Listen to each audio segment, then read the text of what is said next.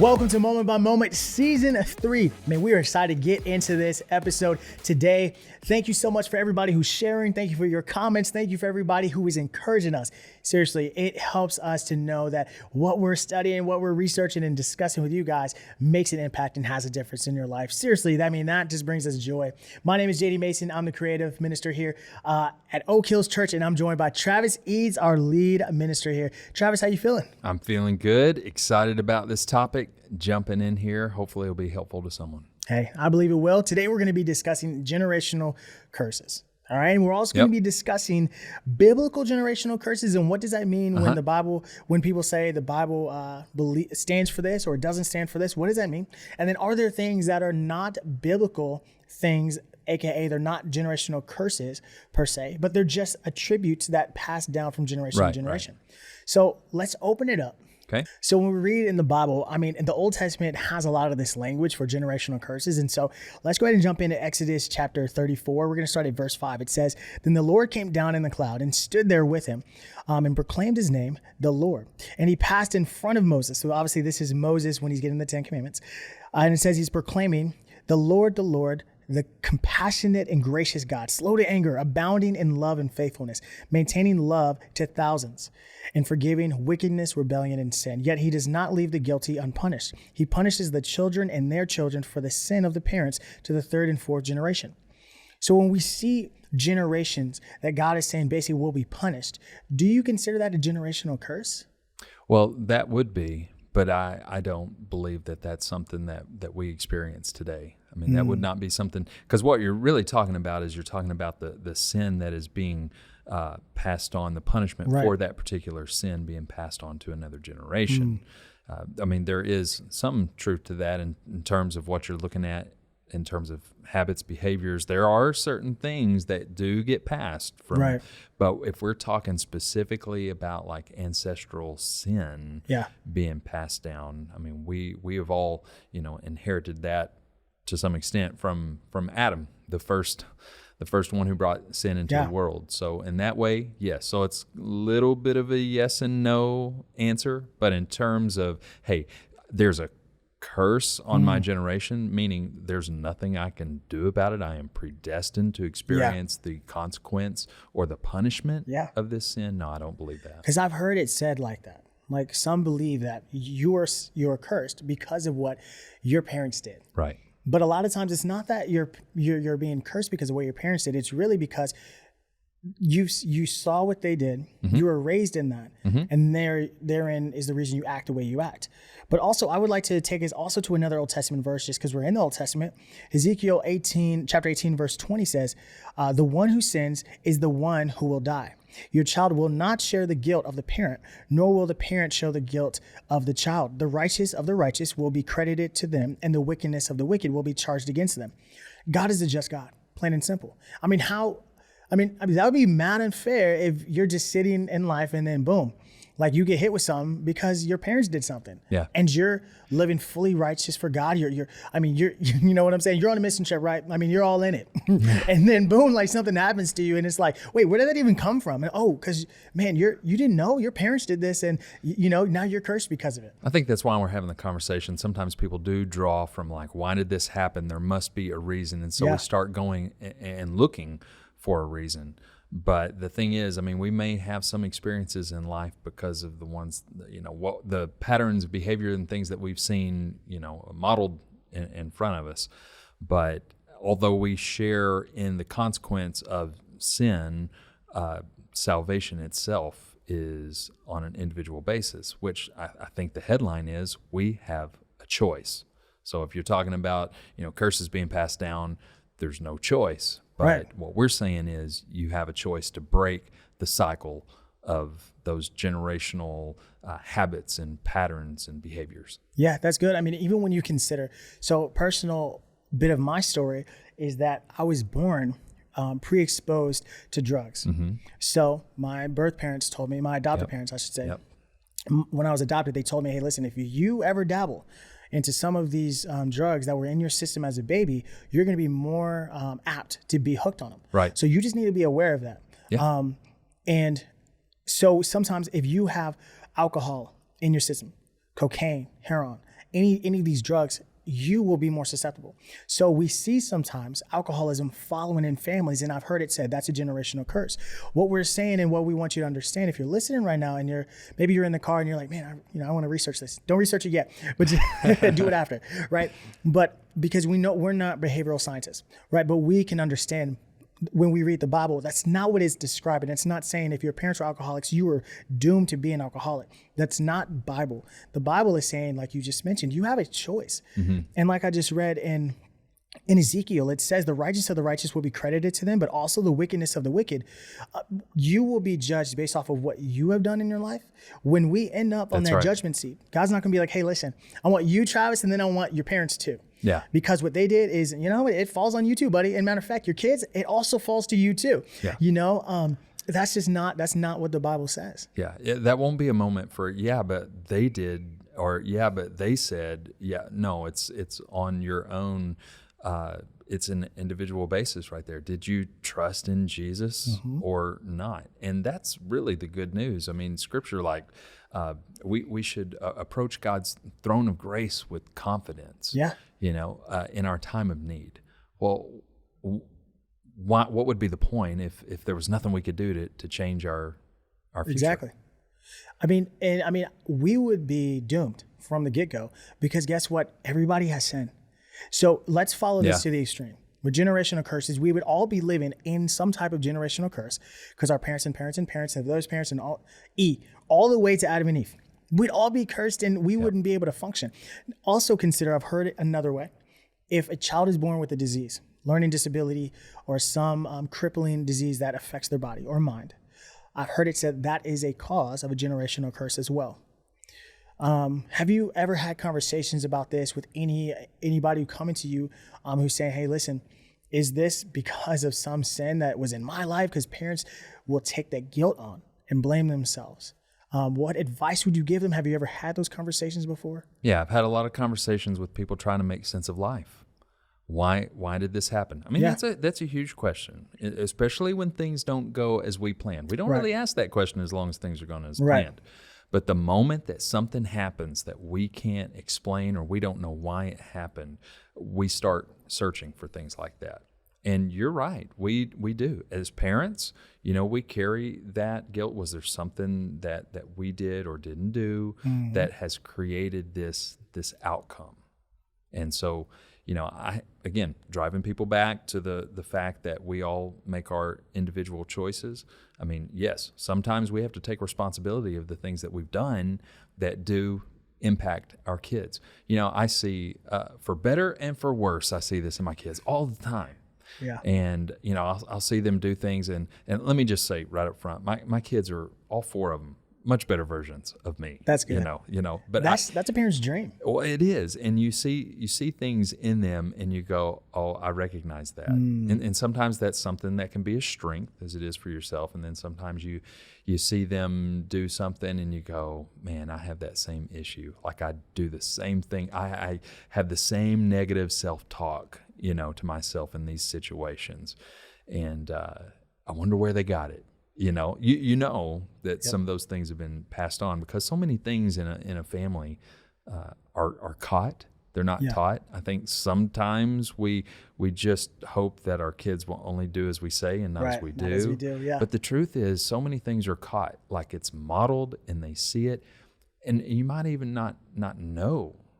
So there are certain patterns, and I can see that even from my family growing up. There were certain patterns and behaviors that I still see in myself. Yeah. But you wouldn't attribute that to strictly because of sin that someone else has done. No. Now, can they lead to sin? Of course. Yes. I think that's an important point. So can I give you an example? Yeah. I grew up in a family that it was like eat everything on your plate. Like my grandparents grew up in the Great Depression, and you'd think my parents did as well, right? Because they just, it was real conservative, and it's like, you got food, you need to eat that. And so even my growing up, that was a badge of honor to eat everything on your plate.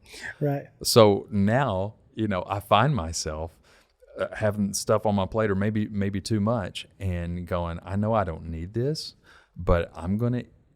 And this isn't a cognitive. This isn't like a thought that I have right up here. This is just like, why did I do that? Why did I overeat? Why, that's why. Yeah. Because there's that voice in my head that says, you better clean that plate.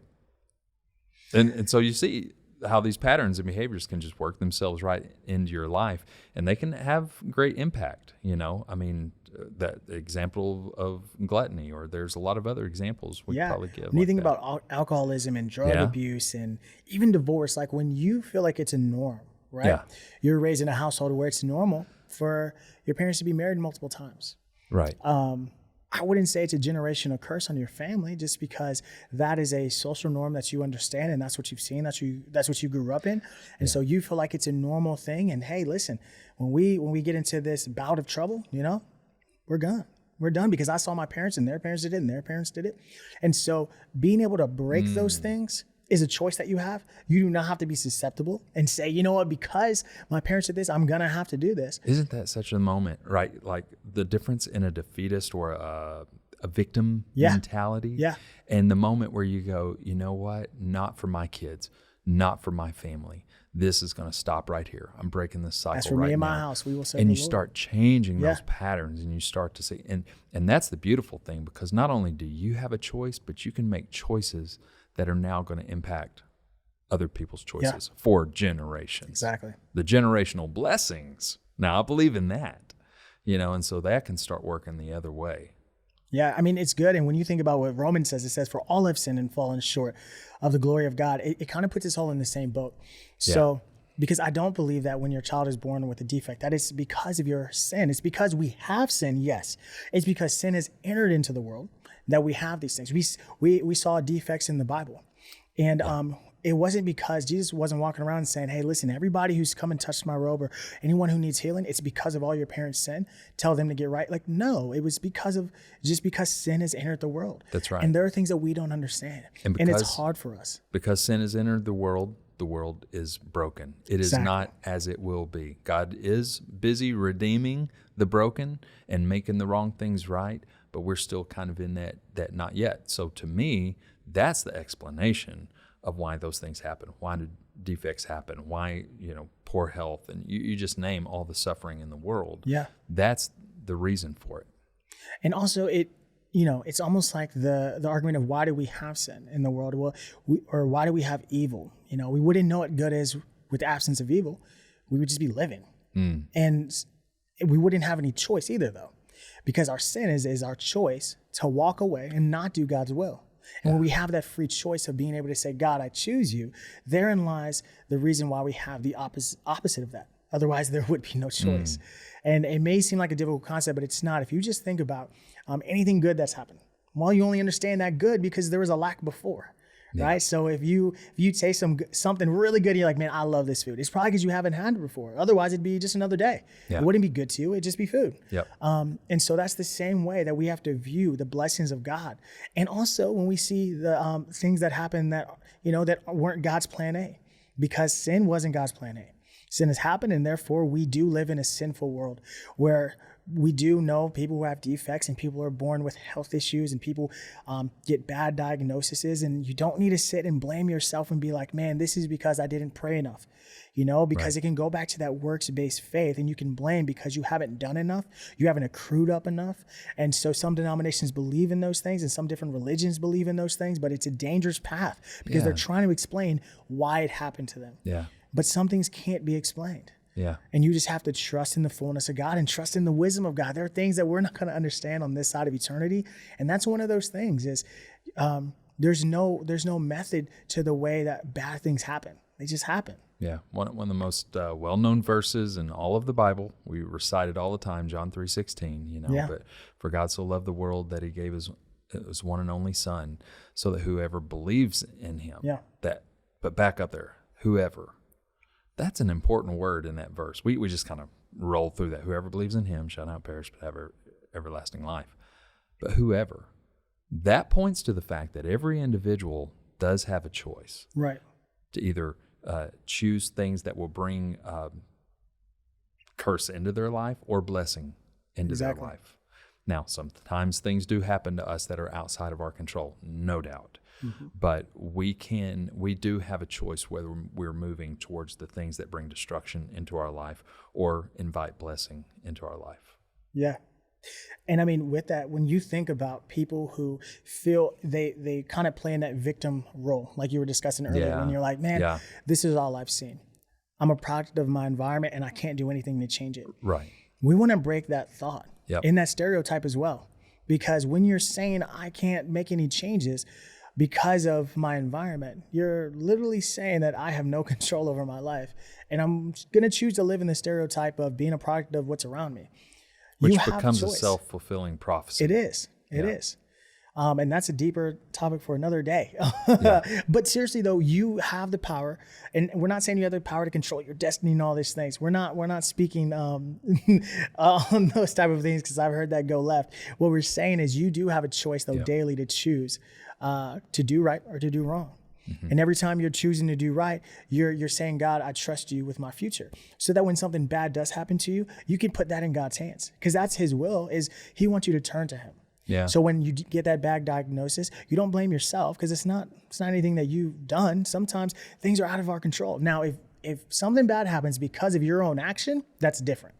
Like if you break your leg because you were driving 120 miles an hour down the road, knowing good and well you shouldn't do that, and then you're like, God, why me? Why me? I don't know why this is happening to me. I'm in a car wreck and now I got to buy a new car because it right. I mean, that's, you know what I'm saying? Because people can take it to the extreme, and so just know there are reactions to our actions. There are consequences to our actions. But even in that situation, a God who is motivated by love Right. is still redeeming the situation. 100%. So you got in a car wreck and you were doing things you weren't supposed to. God's not, sitting back with his arms folded and going, see, I told you, you're on your own, buddy. He is still moving into the mess. He's still redeeming everything all the time. I mean, that's really our story, right? Like all have sinned and fallen short of the glory of God. And I do on a daily basis. And yet God keeps coming in and keeps redeeming and making me from the inside out a better version of myself. That's where the hope lies, right? It's not like just in me kind of figuring it out and getting better at life. No, it's this inside out transformation that's taking place. And all I really did is I made one decision, and that was to trust Jesus to make the change. And I let him do what only he can do. I mean, and that takes all the stress off of you, because once we say, God, listen, I'm in a scenario and I have to fight these things because I've seen it my whole life. Man, I've seen the abuse of drugs or whatever the case is. I've seen this lifestyle. Yeah. And I feel like I'm going to succumb to it. I feel like this is all I can do. I feel like this is the best I can do. That's when you have to turn to God and you have to say, listen, Lord, I need help. I recognize that I'm going to be predisposed to want to do this. I'm going to be predisposed to even be more inclined to anger, because that's the only reaction I saw from my parents, maybe. Oh, man. That's so good. Yeah, predisposed, but not predestined. Exactly. Right? Ooh. Like that. That should be like a Twitter phrase. I That's don't good. even know. Hey, Can we let's put that up? tweet it right now. Quote buddy. that on the bottom. But that's good. Yeah, predisposed but not predestined. And I think that's the difference. Because let's be honest, what we're talking about, it's a lot easier said than done. Yeah. It's not, I mean, you are making choices, but sometimes people have certain situations in life, their environment, man, it's just like, it's uphill, but it's not impossible. And so anyone listening right now that's like, man, the deck is just stacked against me. Just remember, predisposed, maybe, but not predestined. Yeah, you have a choice. And right now, make the choice. Say, listen, I'm not going to be a victim of my environment. I'm not going to be susceptible to my own fears and just do it just because you're already afraid you're going to do it. So you're like, why not? Let's just get it. Let's just get it over with. Because a lot of times that's kind of the extreme version of the victimized person, is you're going to say, I'll just do it because I'm going to do it anyway. Yeah. And then you're acting like you have absolutely no choice and no control over your actions. Yep. But we're not saying it's not more difficult for somebody who's predisposed for certain things. We know that, right? So if you grew up in an environment where you have to battle with multiple addictions possibly, or just predisposed to even a certain lifestyle, right? Because you've seen it displayed. Yeah, financial. We know it's maybe, difficult. Yeah. like, we're not saying it's man, it's so easy, you should just do it. It's just one step. Just say yes to God. We know reality is you're sitting, if you're driving right now, you're sitting listening to this. We know it's not that easy as just saying, yep, I'm just going to do it. It's a step. It's like when you break an addiction, it's steps to breaking those addictions. It's steps to breaking those generational curses that are, that you believe are on your life. I personally wouldn't call them a generational curse. I call it something that you're already predisposed to. Yeah. I would say that it's something in your family lineage that you can break, though, because it's already in your mind a lot of times because you grew up in it. It's already a part of your personality a lot of times.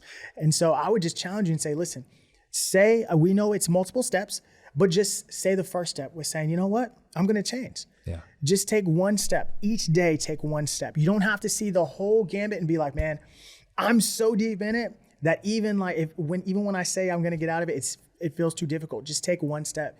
You eat a rhinoceros one bite at a time. I don't know if anybody says that. I feel like I said it wrong, but anyway, you get the point. It's an elephant, Is it but an you're elephant? still good because okay, rhinoceros is big. Whatever. It's a big animal. But here's one of the beautiful things that we see, because a lot of times we think about like breaking the generational cycles or whatever it is always being like the next generation. And that's totally true. The way that you parent doesn't have to be the way that you were parented and all that. But here's something else that I see. It's not just, let's say it's around mental health, or there's some things that we just don't understand, but that you come to, maybe it's some, you realize you need to take some medicine for something that you're experiencing, whatever the case may be. Sometimes it works the other way. So like maybe you experience something in your life. It's not just your children that are blessed, but your parents begin to, because the blessing begins to go up to the next generation. Yeah. Right. Like it's not just a trickle down, but your choices. And I love this because there's hope for even your parents maybe seeing things in you. Like I say, my kids all the time, I learn from them. They're showing you things. They are. They're better versions of me, and I see things in them that's impacting me. So I just want anyone listening right now, just know that your choices, sometimes it's hard for us to do things for ourselves, but when we start to think about the people who are impacted, whether it be those who are coming after us or those who have even come before, can be impacted by the learnings, the choices, the choice not to just sit and be the victim, but to get up. Get up, I mean, you think about when Jesus healed. He said, hey, get up, take your mat and go. Yeah. Like, there's an action step after that. And the ripple effect is beautiful. That's good. I mean, because then you go and you change, and then you tell everybody how Jesus changed your life. You tell them, hey, I took the steps, I got right, and man, I couldn't have done it without God. Let me tell you how you can do it. Let me tell you the first thing I did. And then everybody gets excited and like, man, that's crazy that God did that in your life. And we all have testimonies. We all have moments in our life. Whoever is listening right now, you've had a moment in your life, if you're saved, that you went from death to life, and that is exciting. Yeah. All right. You don't have to have some crazy testimony. If you went from death to life, that's exciting. And that's part of the process for you breaking your own selfish things, because we're all selfish. We all battle with ourselves because we all battle with sin. You know what I'm saying? So we're just a bunch of beggars helping each other find bread. Hey, that's good. Yeah. Well, it's not mine, This man. is the one-liner session, huh? I need to come up with some one-liners. I will write them on my hand. That one is not mine. But that's it. We're all going to reach the foot of the cross at the same level. Yeah. It's not going to be, hey, that guy, he didn't struggle with anything. He's way up there. Like, no, we're all going to be on the same level. I'm short, but hey, we're going to be at the same level. Okay, guys? Yeah. But listen, we're so thankful that you could join us for this conversation of generational curses today. It's one of those things where it's kind of like minute the way you get into the details with the wording, but we wanted to bring some Bible and just our understanding of it. We know that there are experts that study these things and have different variations of what we even said. We know we're not the arbiters of truth, but we're just here having an open and honest conversation from what we're convicted by when we read the word. But listen, we also want to make it practical, and so we hope that you walk away with taking your first step out of whatever you're in. All right, take one step out of it. However, you eat the rhinoceros, okay, or whatever, the elephant, okay. You eat it one bite at a time, okay. But when you see the life circumstance that you're in, we realize that some are difficult, some are tragic, some are maybe you feel like you can't even do it. Just take the first step. Take a small step, and then each day do that. Each day, take another step. And honestly, sometimes you have to cry out to God like you've never cried out to God. I'm gonna be real with you. I've had moments in my life where I had to cry literally at the top of my lungs, cry out to God because of the mess that I had made. You know what I'm saying? We're real people, right? We're messy people. This is real life. Okay, so we want to leave you with practical steps. We know that life is hard, but all you have to do is call out to God. All right, and take a step out of whatever you're in. Thank you so much for joining us. Thank you for everybody listening. Thank you for all the comments. Thank you for the shares. Thank you for the support. Also, you may have noticed we are wearing merch. You guys can check out our merch store. Travis, what are you wearing over there? Yeah, I got the hoodie on. We got to today. describe it for all of our listeners. Oh, that's right. So I got the black hoodie on, OHC. You got the new awesome. logo stitched in there. Feels good too. I'm wearing our, let's see, 1958 t-shirt, baby. long sleeve. Listen, if you're listening right now, we have a merch store. Go ahead and check us out at Oak Hills. Go to our website and we'll have our merch store up there. Man, we are excited about what God is doing. He's doing some amazing things around our church, and we're so thankful for all of our listeners at Moment by Moment. We will see you guys next Monday.